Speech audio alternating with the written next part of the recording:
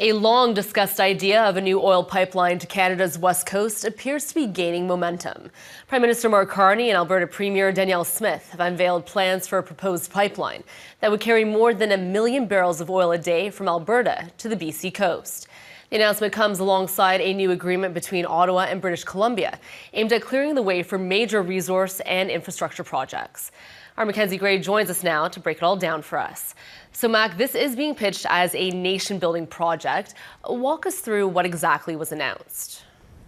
It was two separate announcements yesterday. David Eby, the BC Premier, and Mark Carney met in Vancouver earlier in the day. But the really big announcement came much later in the day, late in the evening here in Ottawa time, between Danielle Smith, the Alberta Premier, and Mark Carney, where they announced that the Trans Mountain Corporation, the same people that built the Trans Mountain pipeline, are going to be building a new pipeline, or at least that's the proposal in this situation, to go from Alberta to Point Roberts, British Columbia. That's where one of the terminals is there, and Delta. So a bit of a different route at the end, not going to Burnaby, but going to a little bit different spot close to Vancouver there. But the plan is for the new pipeline to follow basically the same route that the existing TMX pipeline has. Of course, that's different than what the original MOU between Alberta and Ottawa said. They said they wanted a pipeline to the northwest coast of British Columbia. That was going to be much more challenging, certainly from a political perspective. That is an area where, of course, the North Coast tanker ban is in place in British Columbia, as well. There would be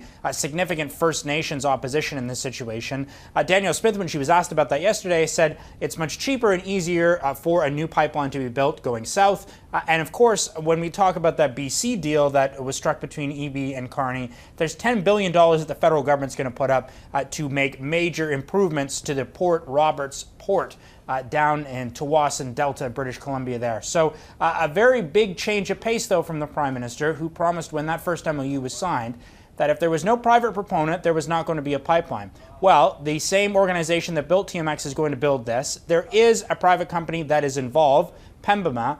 They are going to have a minimum 10% ownership stake. It could move up to 20% according to a press release that the company put out. But they went to great lengths to say that they're not building a pipeline, that it's the federal government that is going to be building this pipeline. They're going to be kind of a consultant helping out. The details on the situation about that is a little bit iffy. In terms of when this could be starting to be built, 2027 is the earliest. The Alberta government has said that this could be underway. The cost, a minimum of $35 billion. It could go up into the mid-40s. We should point out that it was around $8 billion.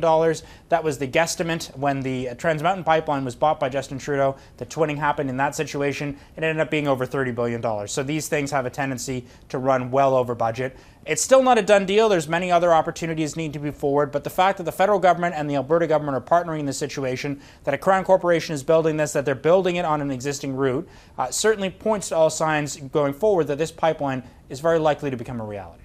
Now, Mag, BC Premier David Eby says the province will not challenge a potential pipeline proposal in court.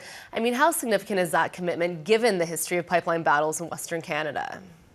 Mr. Eby, from the beginning of this, has recognized that the court challenges that the previous BC NDP government did when TMX was getting built led to a decision from the Supreme Court that said the federal government has the right to permit these trans-provincial pipelines, and that basically the provinces don't have a lot of say in it. So David Eby's hands were certainly tied in that situation. If the federal government wanted to build a pipeline to the northwest coast of British Columbia, the objections of First Nations were going to be much bigger issues than the province. Of course, if you're Mark Carney and you talk a lot about cooperative federalism, you want BC on side, and that's why we saw that agreement yesterday. There's more than just this $10 billion that's going to be done to build up the port in Delta. There's a couple $2 billion to help with the George Massey Tunnel, which is an important kind of gridlock issue that's being dealt with in Vancouver. There's additional permitting that the federal government's promising to speed up with a number of LNG projects. And when you're kind of thinking about this, I think there's a pretty clear split. In the northwest coast of BC, it's going to be LNG that moves up there. In the south around Vancouver, it's going to be oil that moves down there. That's kind of the split that's going on at this point in time, with a number of major LNG projects that have been approved or are awaiting final investment decisions up in the north coast of British Columbia. So Eby went to great lengths yesterday talking about how, look, the Prime Minister didn't need to do these things. The federal government had the ability to push this pipeline forward. If you're Mark Carney, I think you're trying to kind of buy some peace, both in BC, in Alberta. Of course, there's the referendum that's coming up in Alberta. This is what we hear from Danielle Smith consistently saying, look, it's better to be in Canada because we can actually get major things built under Mr. Carney, compared to the feeling that a lot of Conservatives had, including Ms. Smith, that things like this would have not been possible under Mr. Trudeau, despite the fact that Mr. Trudeau bought the TMX pipeline, twinned it, and now has a Crown corporation that is going to be building, potentially, this new pipeline going forward. Now, of course, there's still a long way, Mac, between a proposal and a pipeline in the ground. What are the key hurdles that could determine whether this project actually moves forward? Well, of course, you're going to have consultations with First Nations. I would say in this situation, since the plan is to largely use the existing route, you would imagine that they're either on side or already have frameworks in place that you can be able to work with those First Nations going forward. Having the province on board is helpful, not necessarily from a core perspective, because we know the federal government has the ability to push these things through, but when you've got a willing participant who can help with things like hydro, roads, other things for the construction process, that will certainly be helpful in those situations too. I'd be interested to see, once we dig more into things, about what the capacity is at the port to be able to move these things forward. One thing we've heard from the BC government, I should say from the Alberta government, is VLCC. These are the very large crude tankers that can take more oil. There have been some issues with the current TMX pipeline that is in Burnaby about the amount of oil that can go onto those tankers, the size of the tankers in those situations. We'll have to see how that plays out and how long these things take. We also saw huge delays with the last pipeline, major cost overruns. I'm interested to see what the cost and the final estimates are going to be in this situation. Another thing that needs to happen, and we heard from Danielle Smith yesterday saying that there's no signed deals, is that countries need to buy this oil, or companies need to buy this oil. The goal, of course, is to have this oil largely go to Asia, to shrink the differential between what American oil gets and what Canadian oil gets. Also, of course, to diversify trade markets, which is something we hear constantly from the Prime Minister.